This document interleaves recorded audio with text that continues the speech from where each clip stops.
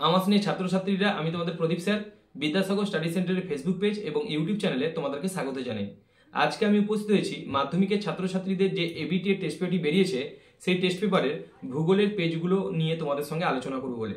তোমরা ইতিমধ্যেই দেখেছো আমাদের এই বিদ্যাসাগর স্টাডি সেন্টারের ফেসবুক পেজ এবং ইউটিউব চ্যানেল থেকে আমরা মাধ্যমিকের বিভিন্ন সাজেশন আপলোড করেছি। আমরা আমাদের এই চ্যানেল থেকেই মাধ্যমিকের যে এবিটি এর টেস্ট পেপারটি বেরিয়েছে সেই টেস্ট পেপারের ভূগোলের সমস্ত পেজগুলো তোমাদের সঙ্গে আলোচনা করব এবং কমপ্লিট। এখন আমি তোমাদের সঙ্গে যে পেজটি নিয়ে আলোচনা করব সেই পেজটি হলো 184 অর্থাৎ 184 পেজে যে প্রশ্নটি ছিল সেটি হলো নিম্নভূমির উচ্চতা বৃদ্ধি পায় আরোহণ প্রক্রিয়ায়। তারপর দেখো রয়েছে পাখির পায়ের মতো বদ্বীপ দেখা যায় মিসিসিপি মিসৌরি নদীর মোহনায়। যদি এই প্রশ্নটি থাকতো যে ভারতে কোন নদীর মোহনায় পাখির পায়ের মতো বদ্বীপ দেখা যায়, তখন কিন্তু হতো কৃষ্ণা নদীর মোহনায়। তারপর দেখো রয়েছে কার্যকরী শক্তির পরিমাণ 66% হবে। এখানে যেহেতু কোনো অপশান নেই তাই তোমরা করবে কোনোটিই নয়। তারপর দেখো রয়েছে এল নিনোর প্রভাব দেখা যায় প্রশান্ত মহাসাগরে। পরের প্রশ্নটি রয়েছে জোয়ার ভাটার মধ্যে সময়ের ব্যবধান 6 ঘন্টা 13 মিনিট।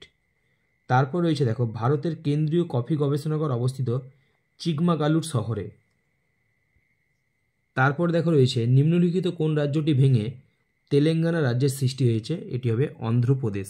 দেখো রয়েছে ভারতের হেক্টর প্রতি ধান উৎপাদনে প্রথম রাজ্য হলো পাঞ্জাব।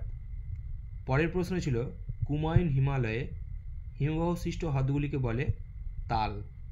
তারপর ছিল দেখো সংযোজন ভিত্তিক শিল্পের উদাহরণ হলো মোটর গাড়ি শিল্প। পরের প্রশ্ন ছিল ইসরোর সদর দপ্তর অবস্থিত বেঙ্গালুরুতে। তারপরে ছিল দেখো যানবাহনের কার্বন কণা নির্গমন রোধের জন্য ব্যবহৃত পদ্ধতি হলো স্ক্রাবার। তারপর রয়েছে দেখো ভারতের বৃহত্তম শঙ্কর ইস্পাত কারখানা গড়ে উঠেছে সালেমে। এটা যদি থাকতো যে পশ্চিমবঙ্গের বৃহত্তম শঙ্কর ইস্পাত কারখানা, তখন তোমরা দুর্গাপুর করবে। তারপর দেখো রয়েছে টপোগ্রাফিক্যাল মানচিত্র সমোন্নতি রেখা অঙ্কন করার জন্য যে রং ব্যবহার করা হয় সেটি হলো বাদামি। এরপর আমি চলে যাচ্ছি দেখো শুদ্ধ অশুদ্ধতে। তার প্রথম প্রশ্ন ছিল জলপ্রপাতের নিচে মন্থকূপ সৃষ্টি হয়, এটি হবে ভুল, কারণ জলপ্রপাতের নিচে প্রপাতকূপ এবং নদীর তলদেশে মন্থকূপ। তারপর দেখো কুয়াশা এক প্রকারের অধঃক্ষেপণ, এটি হবে ভুল। তারপর দেখো রয়েছে ড্রামলিন হিমবাহের ক্ষয়ের ফলে সৃষ্টি হয়, এটিও হবে ভুল, কারণ ড্রামলিন হিমবাহের সঞ্চয় কার্যের ফলে সৃষ্টি হয়। তারপর দেখো রয়েছে চিনুক বায়ুর অপর নাম তুষারভক্ষক, এটি হবে ঠিক। তারপর রয়েছে দেখো তাপ্তি নদীর মোহনাতে বদ্বীপ সৃষ্টি হয়েছে, এটি হবে ভুল, কারণ নর্মদা এবং তাপ্তি নদীর মোহনায় কোনো বদ্বীপ গড়ে ওঠেনি। তারপরে দেখো রয়েছে কৃষ্ণ মৃত্তিকার অপর নাম হলো রেগুর, এটি হবে ঠিক। এবং শেষ প্রশ্নটি ছিল ভারতের প্রেরিত প্রথম কৃত্রিম উপগ্রহের নাম কি, আর্যভট্ট। এটি কিন্তু 1975 সালে প্রেরণ করা হয়েছিল। আর যদি বলতো যে পৃথিবী থেকে প্রথম প্রেরিত কৃত্রিম উপগ্রহের নাম কি, তখন হবে স্পুটনিক, আর সালটি হবে 1957, মানে 75টাকে উল্টে দিলে যেটা হয় 57। এরপর দেখো শূন্যস্থান পূরণ। আমি এখান থেকে প্রত্যেকটি প্রশ্ন হাতে তুলেছি। দেখো একের দাগে ছিল দুটি কড়ির মধ্যবর্তী অংশকে ড্যাশ বলে, এটি হবে এডিটি। তারপর দেখো রয়েছে বায়ুমণ্ডলে উচ্চতা বৃদ্ধির সাথে সাথে উষ্ণতা বৃদ্ধি পাওয়াকে ড্যাশ বলে, এটি হবে বৈপরীত্য উষ্ণতা। তারপর দেখো রয়েছে ড্যাশ স্রোতের প্রভাবে নিউ ফাউন্ডল্যান্ড অঞ্চলে তুষারপাত হয়, এটি হবে শীতল লাব্রাডর স্রোতের প্রভাবে।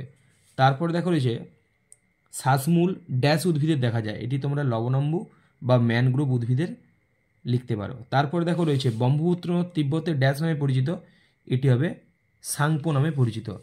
এরপর দেখো 6 দাগে রয়েছে কোনো বস্তুকে স্পর্শ না করে সেই বস্তু সম্পর্কে তথ্য সংগ্রহকে ড্যাশ বলে, এটি হবে রিমোট সেন্সিং। তারপর দেখো রয়েছে জামনগর ড্যাশ শিল্পের জন্য বিখ্যাত, এটি হবে পেট্রো রাসায়নিক শিল্পের জন্য বিখ্যাত। দেখো এক কথায় উত্তর। তার প্রথম ছিল ভারতের উচ্চতম জলপ্রপাতের নাম কি, এটি হবে কুঞ্চিকল। তারপর দেখো রয়েছে বায়ুর চাপ মাপার এককের নাম কি, এটি হবে মিলিবার। এরপর দেখো 3 দাগে রয়েছে খাদার কাকে বলে, এটির উত্তর হবে নদী তীরবর্তী অঞ্চলের নবীন পলিমাটিকে খাদার বলে। তারপরে দেখো আউটসোর্সিং কাকে বলে, এটার উত্তর তোমরা লিখবে বাইরের কোনো বহুজাতিক সংস্থার দ্বারা কোনো কিছু কাজ করিয়ে নেওয়ার পদ্ধতিকে আউটসোর্সিং বলা হয়। মানে কি দ্রব্যের গুণগত মান একই রকম থাকবে, কিন্তু বাইরের কোনো সংস্থা দ্বারা যখন সেই কাজটা করিয়ে নেওয়া হবে তখন তাকে বলবো আউটসোর্সিং। এবার দেখো পরের প্রশ্ন ছিল মৃত্তিকার গঠন কি? এটির উত্তর হবে মৃত্তিকার মধ্যে অবস্থিত পলি বালি ও কাদা কণার আপেক্ষিক অনুপাতকে মৃত্তিকার গঠন বলে। তারপরে দেখো রয়েছে ভারতের বৃহত্তম বহুমুখী নদী পরিক্রমার নাম কি? এটি হবে ভাকরা নাঙ্গাল, এটা শতদ্রু নদীর উপর রয়েছে কিন্তু। তারপরে দেখো রয়েছে কোন মৃত্তিকাতে কার্পাস চাষ ভালো হয়? এটি হবে কৃষ্ণ বা রেগুর মৃত্তিকাতে। তারপরে দেখো ইসরোর সদর দপ্তর কোথায় অবস্থিত? এটি হবে বেঙ্গালুরু। এরপর দেখো ছিল বাম দিকের সঙ্গে ডান দিক। প্রথমটা ছিল মাজুলি, এটি হবে ব্রহ্মপুত্র। তারপরে ছিল ঝুম চাষ, এটি হবে মৃত্তিকা ক্ষয়। তারপর ছিল হচ্ছে যে কারেওয়া, এটি হবে জম্মু কাশ্মীর। এবং শেষে ছিল আঁধি, এটি হবে রাজস্থান। তোমাদের ভালো লেগে থাকে তাহলে ভিডিওটিকে বন্ধু বান্ধবদের সঙ্গে শেয়ার করো এবং আমাদের এই চ্যানেলে তোমরা যদি নতুন হয়ে থাকো তাহলে আমাদের চ্যানেলটিকে সাবস্ক্রাইব করবে এবং বেল অপশনটি ক্লিক করবে যাতে আমরা কোনো নতুন ভিডিও দিলে তোমরা তার নোটিফিকেশন পেতে পারো। সকলে ভালো থেকো এবং বিদ্যাসাগর স্টাডি সেন্টারের ফেসবুক পেজ এবং ইউটিউব চ্যানেলের সঙ্গে জুড়ে থেকো।